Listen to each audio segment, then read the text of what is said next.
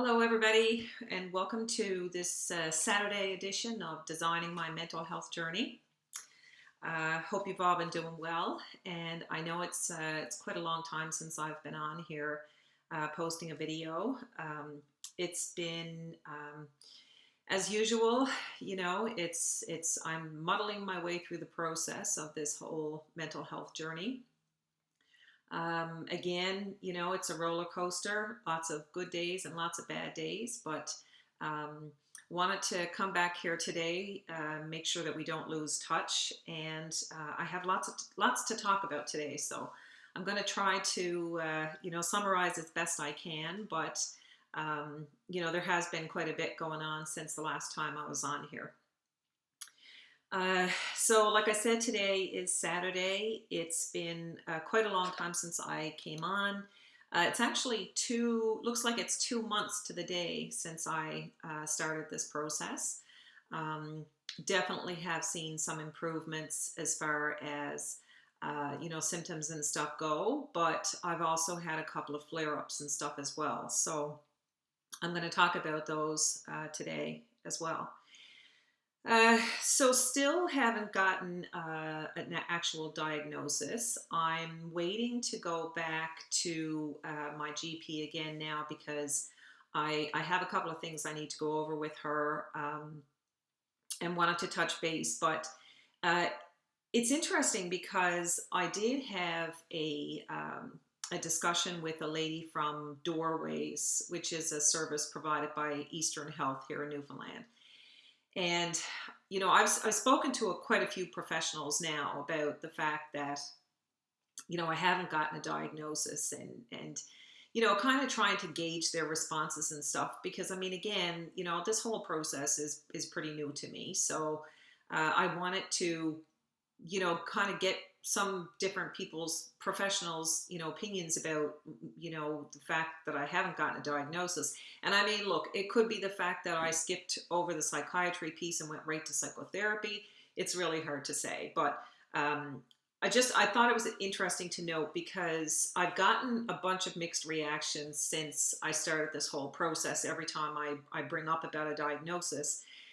And the comment that I got most recently was, when I asked if it was normal that, to not receive an actual diagnosis and start getting treatment and stuff for trauma without getting a diagnosis. And, the response that I got from this one particular individual was, well, I guess that's important to some people. And I don't know, for me, it really makes me question, like I said many times, I'm going through this process and I'm trying to learn as much as I can and share information and, and get the conversation going, keep the conversation going, with trying to get more information out to the public about what this looks like and trying to, increase understanding about it. And I guess the whole piece around the diagnosis, I kind of wax and wane back and forth on that because for me, I'm not big on labels. I don't believe in letting this define my life. It's certainly not something that I want to, stand by forever and say, no, I suffer from mental illness. That's not what this is about for me at all. And obviously, I'm going through a process of what I consider to be recovery. And, I have full intentions of, trying to get back to a really high quality of life and, mental and physical wellness as well.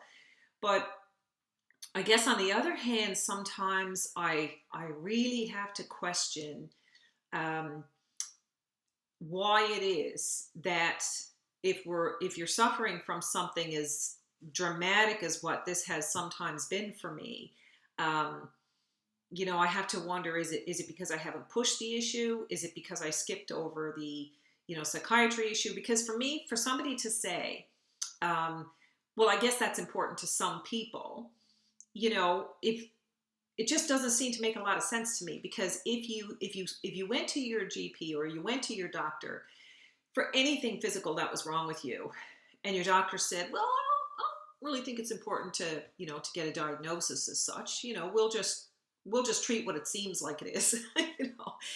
And that, I don't know, that it just continually throws me for a loop. But anyways, if I'm really that bothered by it, I will speak to my GP about it during our next appointment. So it was just an interesting little piece that I wanted to note.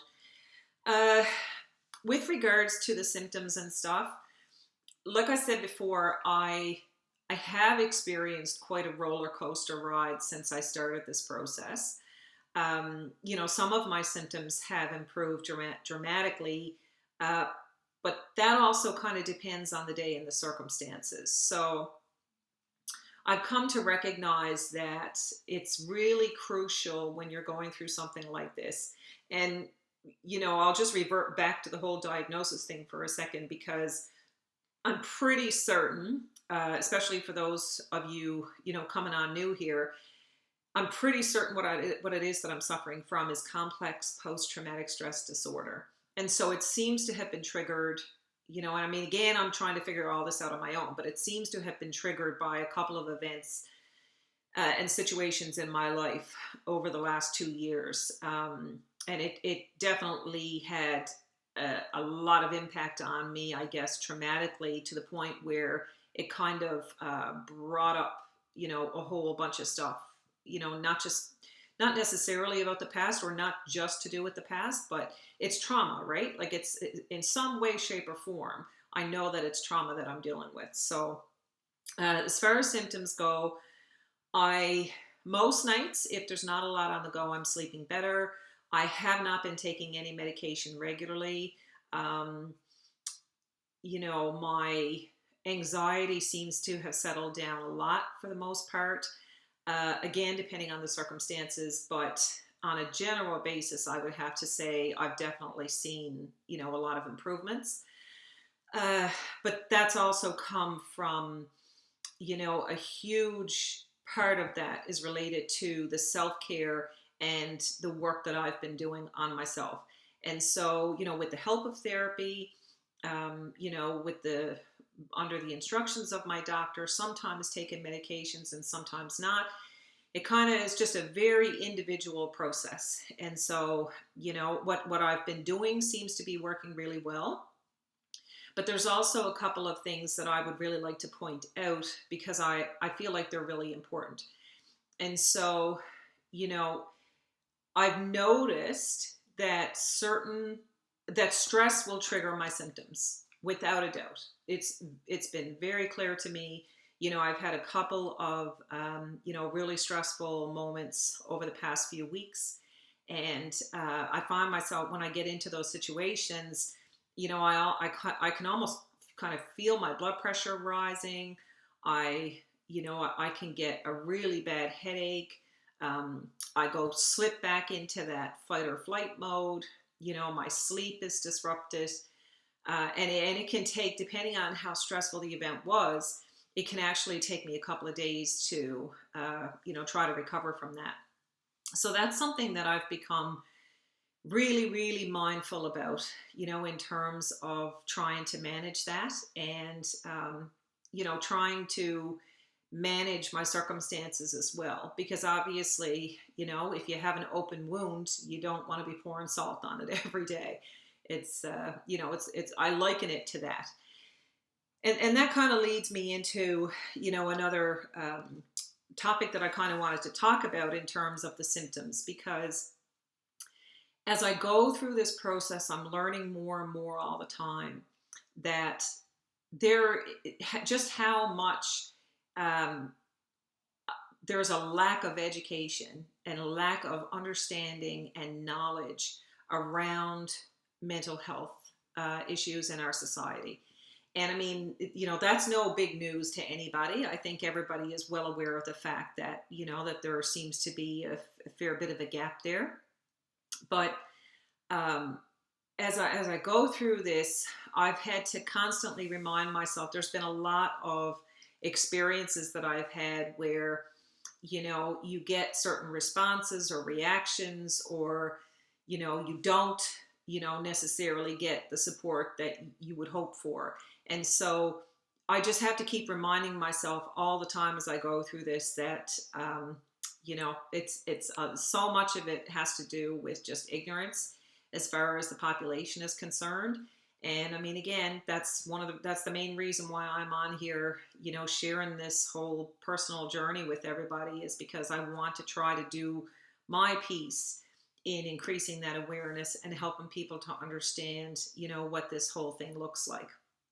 So, I mean, I could probably give a couple of examples with regards to that, but I just think that it's just such a widespread thing. And so, I think the more that we talk about it, the better that's going to be, because the more we can educate people, obviously, people will be more, prepared to respond about it. And I guess the other part of that really concerns me in terms of the ignorance that exists in society about it. And I don't mean that in a derogatory way. Look, when we know better, we do better. And so it's not about a judgment or a blame game, but it's just about a recognition of, we've got a really long way to go here in terms of mental illness.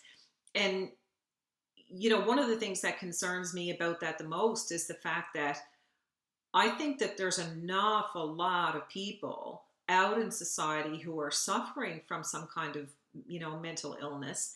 And or just even, if I change the term, if I change the term to, feeling mentally unwell, in any way, shape, or form. I think that the problem is so much more pervasive in society than what we realize. And I definitely think that COVID has kind of highlighted that, for a lot of people. And I think it's really interesting because I've said all along that I felt like COVID was going to, cause a lot of improvements in some different areas. And it's a terribly difficult way to have to try to improve things. But I do think that the whole mental health aspect of it is one of those areas that's going to be dramatically impacted by COVID, and not necessarily all in a negative way. So because so many more people now are experiencing mental health challenges, let's say, and dealing with things like anxiety and depression and being stuck in the house and all these different things, uh, and our connections have been so impacted. I think that's really doing a lot to educate the public on on what these kinds of issues look like and what they're like to experience. So, but it concerns me. The part that concerns me, I guess, about people who are suffering from serious mental health issues, things such as PTSD, complex post-traumatic stress disorder. Depression is just such a huge one. I've learned so much about that. And I mean, again, I've said before, I've suffered from depression myself in the past, but understanding so much more about it now, and how important it is, for people to get support and to get, assistance with that, and, what that looks like and how to treat yourself through that. And all of the things that you need to do for yourself when you're experiencing those kinds of things. That knowledge base has increased for me so dramatically recently, as I've been going through this. So, but, I want people, one of the messages, I guess, that I want to really get across to people is and I will say it over and over again. I know you've heard me say it before, if you've watched any of my other videos, but it's really important to pay attention to how you're feeling on a regular basis. Because if you don't recognize, what's going on with you, this stuff is very insidious. It can slip by for years and years and years. And in my case, much of it has. And it's only because I was so high functioning, that I was able to get by for so long as I did. But now that I've been going through this process, it's really highlighted for me just how much I've struggled throughout my life, trying to deal with all this stuff that I had no idea what I was dealing with.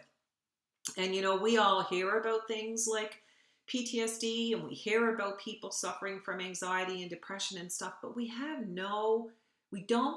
most of us don't have a really clear idea about what that looks like, what it is, what it's like to suffer from it, and what we can do to help ourselves, or other people when they're going through something like that. So one of the things that I've come across recently that I wanted to bring up here, in regards to that whole subject about the whole ignorance thing, is that I actually joined a Facebook group recently, and I was advised to do that by my EAP counselor. And the group that I ended up choosing was one called Healing Path to Complex PTSD Recovery.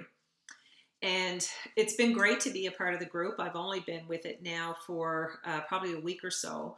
But, I've been participating a lot. I've been reading a lot of the comments. And, certainly from reading, so much of the comments and stuff, it definitely would seem like, these people are struggling with the same kinds of issues that I've had. So I think I've found the right community, to be a part of that way. And, again, I can't stress enough the importance of finding that community, regardless of what it is that you're dealing with. Being able to find a community that, that supports you, that people who you can relate to, people you can share information, back and forth with, and that kind of thing. It's just so important because it makes you feel like you're not alone. And when you're going through something like this, it is very, very common to feel like you're alone a lot of the time.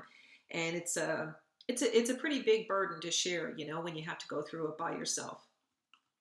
Because let's face it, even when you have family, even when you have friends who are trying to support you through this stuff, they don't know what it's like to go through it. They can't be there all the time, So there's a lot of different. I think it's really important to try to arm yourself as much as you can, and take advantage of everything that's available to you, because when you're going through something like this, it's really important to have all of those different resources to draw from. And, my experience has been that the more that I do that, the better off I am. So, we share information back and forth. I'm learning stuff and I'm sharing stuff, with people as well that, that I'm figuring out as I go through it.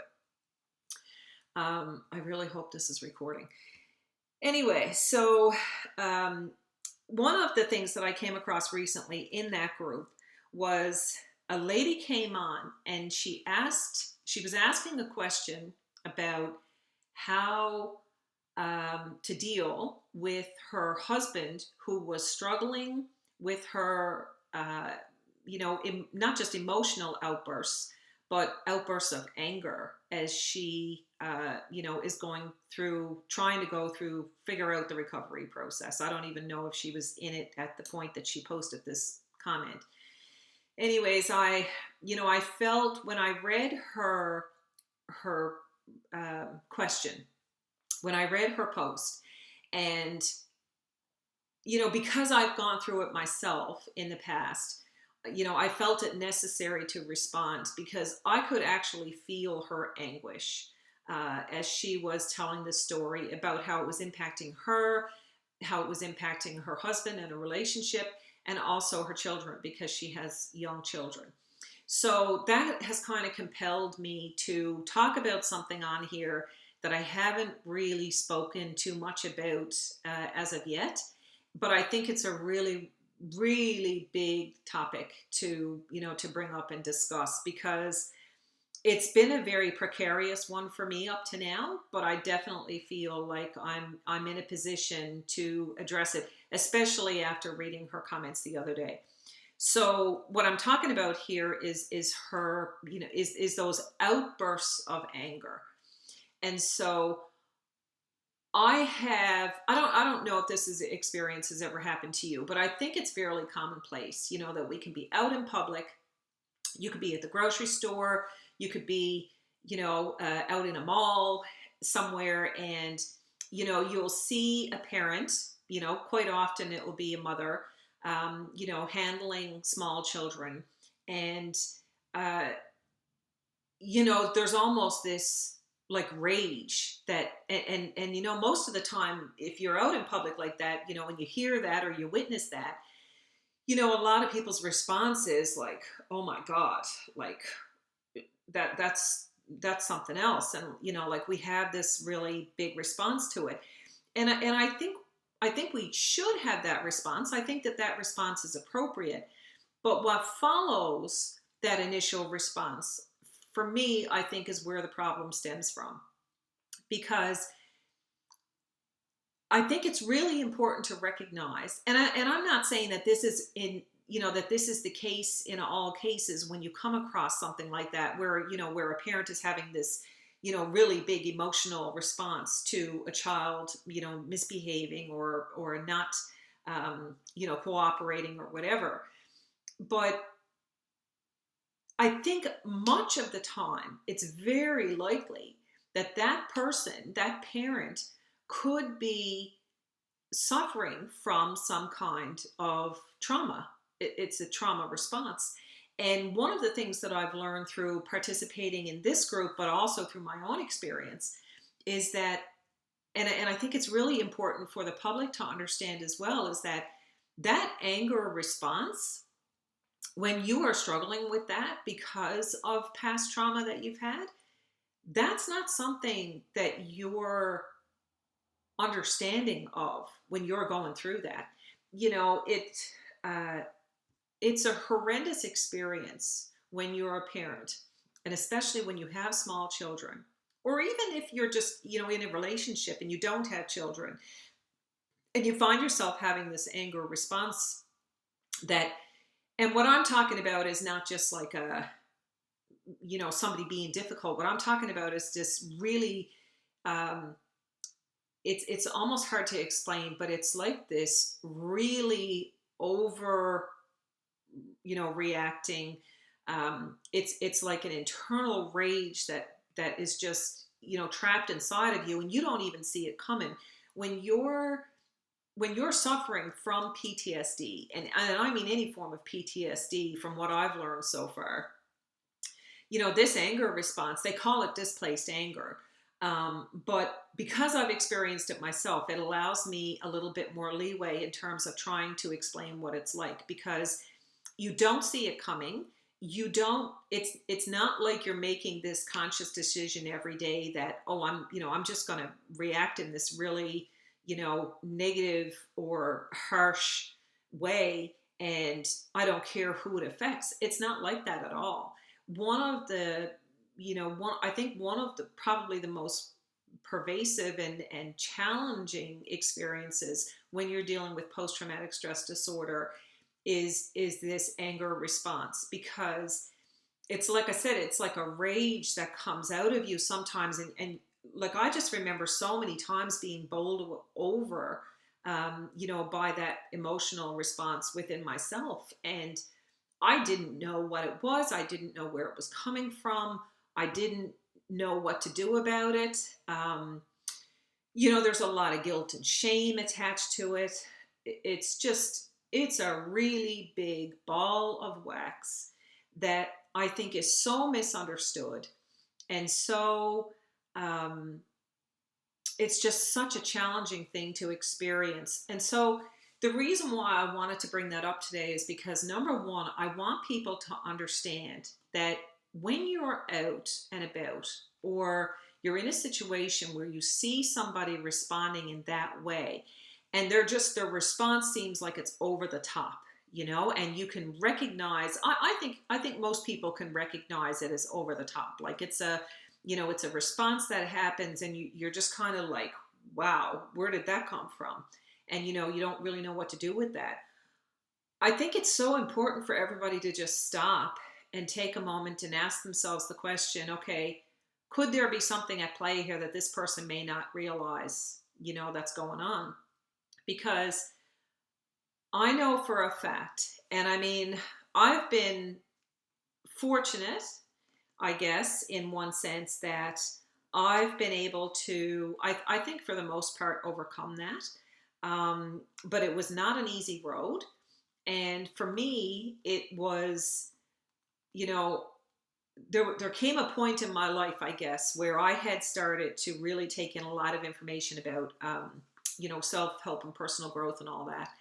And One day I was watching Dr. Phil, and I heard him tell a mother that on some level she was, and knowing that this wasn't a conscious decision every day, right? Like, because like I said, this response just seems to come out of nowhere. It definitely, when you're going through that, it definitely feels like you have no control over it.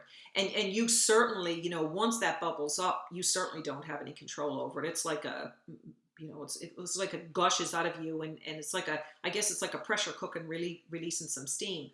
But that's not to say that I'm convinced that there's nothing you can do about it. And so what my advice was to this lady who posted this comment on the Facebook group, you know, when I heard Dr. Phil tell that mother that on some level that she was, accepting and allowing that behavior from herself, that was all I needed. Because once I knew that, that there was even a possibility that I might be able to do something about that, I had to really, really confront myself about it. And it definitely took some work. It wasn't an easy thing. And I definitely think that we have to be careful about, gauging our judgments on, as in general terms, because my trauma wasn't necessarily as, as bad as what other people's trauma might have been. And I hate to put it that way. I'm kind of grasping for words here, because it's not like I'm trying to compare, but what I'm saying is you have to understand that it's like anything else, right? So your trauma response is going to be, I think, just from my own experience, because again, I'm not a professional when it comes to the whole mental health piece, but I do believe that depending on what your circumstances were around your trauma and how deep that trauma is and how great that trauma is, I think that that's going to play a big role in terms of how easy it is to, to manage your symptoms and to get through recovery. And I think that it just seems natural to me that that would be the way that it is. So I think we have to be really careful about placing judgment. But that's the reason why I'm bringing this up, because when you see that response from somebody, I think it's important to go and ask the question, is everything okay? Is there anything I can do? Is there some way I can help? And that doesn't necessarily mean that the person is going to accept that or even respond positively to that, because of course, when you're in a moment of rage, everything just looks red. But I do think it's really important, for the sake of the person who you're witnessing, having this reaction, as well, especially for any children that are involved. I would say to, I guess my advice would be to, don't be afraid to go and ask if everything is okay, because I'm in my 50s now, and I am just really starting to come to grips with all of the ways that this trauma has impacted me over the years. And that anger and rage, man, that's a big one. And, if you are somebody who struggles with it, if, everything that I'm saying is resonating with you on some level, and you can identify with that, the one thing that I would like to say to you is, consider the possibility that there may be a small gap in time between the event that happens or somebody's behavior and your response to it. Because for me, that was where I had to go, to get the solution that I was looking for that issue, is that small gap of time in between the event and your response, where you get to make a choice about how you're going to choose to, to cope or to, to deal with that issue in the moment. And like I said, it's not an easy thing. It may take some practice, but, eventually I do feel like I was able to overcome that. And it's such a huge piece, because there's no words that can describe, what it's like to know that not only has, my trauma and my experiences impacted me over the years, but they've impacted my family members and my children and stuff as well. And that's why, that's the main reason why I'm on here doing this. It's the main reason why I'm trying to spread this awareness and share this information, because that's a really big one. And, if people don't figure this stuff out, either before they have kids, or, you know, when their children are young, it that rage can really do a lot of damage. And so if there's one thing that really needs to be addressed, you know, throughout that whole thing, I would highly recommend, if you have not sought help, if you resonate with anything that I've said about that, my advice would be to go and seek help, and get some help with that, because that's a really big issue. So, I guess another point that I wanted to make, moving on, is when it comes to the symptoms, and trying to figure out how to navigate your way through your life when you're dealing with either PTSD or complex PTSD or anxiety or depression or anything else. you know One of the things I've found myself saying lately is that I'm not as afraid of mental illness as I used to be. And it feels really good to be able to say that, because I was a part of the society and the culture that didn't understand it. I was a part of the society and the culture that had a lot of opinions and judgments and thoughts and ideas about what mental illness looked like. And all I can say is, again, when you know better, you do better. And I'm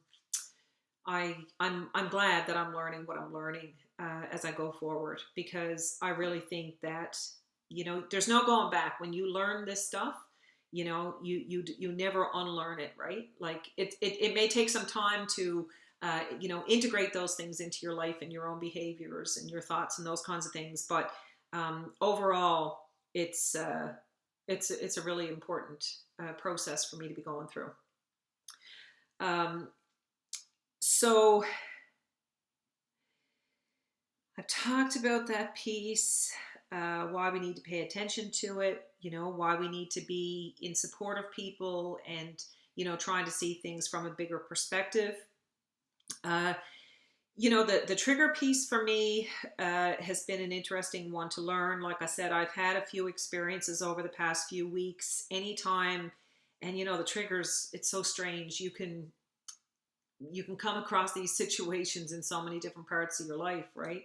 And like I said, my big thing is that I'm learning to try to figure out how to navigate my way through that stuff as I go through this process. But I'm also learning how important it is to manage my environment as I go through it. So one of the things that has been that I have found has the ability to kind of trigger my symptoms is over exercise. That's something that I'm trying to manage, because exercise is so important to me. But I try to do what I can, and I'm trying to, I guess, build on it day by day. You have to start somewhere. And that kind of leads me into another thing that I kind of came across today, in terms of, it's kind of funny where you get this stuff from, because I was actually watching a video today on a lady was sharing some information about a plant-based diet. And I mean, I've talked about the importance of nutrition before when it comes to your mental health. I certainly have found that, nutrition throughout my recovery process has been so instrumental. I can't express enough, how important it is to make sure that your body is getting the nutrients that it needs. So plant-based is something that I've kind of been leaning towards for the past year or so anyway. But I was watching a video today, and this lady was talking about her journey with the, plant-based diet, and trying to figure out navigate her way through that. And she made this comment about how important it is to stick with something when you're first trying to change a behavior, or you're trying to change your lifestyle. She talked about how important it is to stick with it, because eventually and this is the key piece that I took out of it, eventually your thoughts will begin to change. You will be able to, gain confidence and, start to draw better boundaries and stuff around yourself. And I guess she was talking about a plant-based diet, but for me, it really hit home in another way.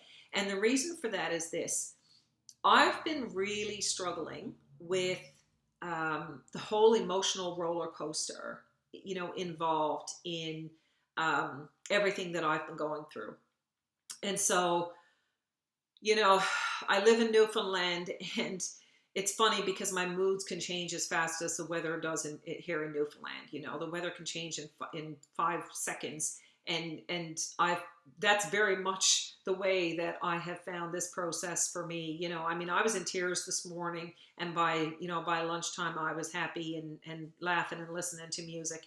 It's uh, it's a really big emotional roller coaster going through this process, and most of that is caused by your patterns of the way that you experience things and the way that you deal with things and the way that you navigate your way, the way that you process through things. And so, when she made that comment about how important it is to stick with things, it really struck me because I so often, and I don't think I'm alone in this, but I so often give myself such a hard time, when it comes to, dealing with those emotional outbursts and stuff, dealing with all of the emotions that are coming up for me throughout this process. And like, struggling with the days that I can't be as productive as I want to be, that's a huge one for me. And I even found myself when I was journaling this morning talking about how, it's so ironic because, I really longed for this time, to have this time to myself, to deal with everything that I'm going through. But it's also a really big learning curve because I'm so used to being in response mode, in reaction mode all the time. I'm so used to being stressed all the time and, putting out fires and dealing with issues and stuff. And trying to learn a new way of being in your life that doesn't always have to look like that. It's it's definitely a challenging learning curve. And so when she said that, I heard that this morning, but what it really made me realize is that I have to keep reminding myself to be patient, and in trying to practice new ways of, coping with things and new ways of responding to things. And even if that's just, how you respond internally, and most of it is how you respond internally, but it takes time. And I think that, that's been a really big learning curve for me, is trying to learn how to take the time and be patient with myself as I try to break some of these old generational patterns, and go through the recovery process. So that was a big one for me. So, a couple of things that I wanted to mention in terms of things that I have been finding helpful as I go through this journey. I have, and most of you are probably aware of this by now because I've been sharing some of the pictures that I've been doing, but I actually started practicing some sketching and, art work again. I used to be into that years and years ago, especially when I was young, and I had kind of walked away from it. But, in looking for activities or things that I can do to help myself, as I go through the recovery process, I've definitely found that that's been a useful piece. And so I've been practicing that a bit lately. And I have a new sketchbook that I've been using. And I guess, again, it's one of those things where you have to just be really patient with yourself and try to work on that perfectionism piece, because that's a big one for most people who suffer from any kind of mental health issues. I think OCD is something that, most of us are quite familiar with. So, when I've been practicing the artwork and stuff, I'm really trying to, allow myself the freedom of not being a perfectionist with it. And it's kind of ironic because what I have found in, I've done about 3 pictures so far. And what I have found is that when I do that, when I kind of relax a little bit and take away the perfectionism piece and just allow myself to, get really engrossed in the process, I find that it works a lot better, and the artwork comes out a lot better. So it's interesting. Meditation has been another one that I've been really, honing in on lately. And I've actually started the process of listening to guided meditations when I'm going to sleep at night and also when I wake up in the morning. Because again, I'm trying to build these new neural pathways, and trying to help myself recover from trauma. So that's been really good for me. Educating myself, that's a continual thing. The Facebook community has been amazing. Again, the one that I'm following is called The Healing Path to Complex PTSD Recovery.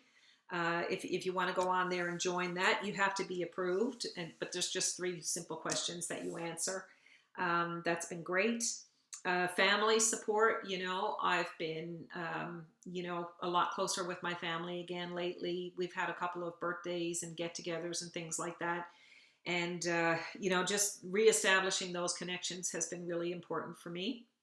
It's something that, I really highly value, but I know that that's the same for everybody. We all need that sense of connection. Nutrition, exercise, hydration, sleep. I have been guilty of keeping some late nights lately, but, again, I'm trying to learn to let go and be a little bit more patient with myself. And because usually what that means, the reason why I struggle with that is because usually it means that if I stay up late at night, then I'm not necessarily going to be as productive as the next day. So I don't like, beat myself up over that all the time. So sleep is important. Allowing yourself time to recover. I think I've, pretty clearly covered that in this conversation. Music is something that I've been using a lot again lately, and that really helps me to manage my mood and keep myself calm. And lastly, managing the exposure to stress. And so what that looks like for me is if I go to a family function and I start to find that I'm being there's too much stimulus. I've become very mindful about how much that can trigger symptoms for me. So when I find myself starting to get a headache, when I find myself starting to get a little bit stressed out, I have to make my exit and, kind of get back home. So yeah, just trying to manage, unfortunately I did have a really negative, experience a few days ago, with my car dealership. I'm still trying to work my way through that, but man, oh man, the stress that day, it consumed an entire day and evening. And that happened on Wednesday. Today is Saturday, and I am still trying to recover from that. So, again, it's a process of recovery. I am doing better. I am definitely, making strides in the process. But I'm also very, very aware about the fact that this is going to be a journey. It's not going to be an overnight, recovery process.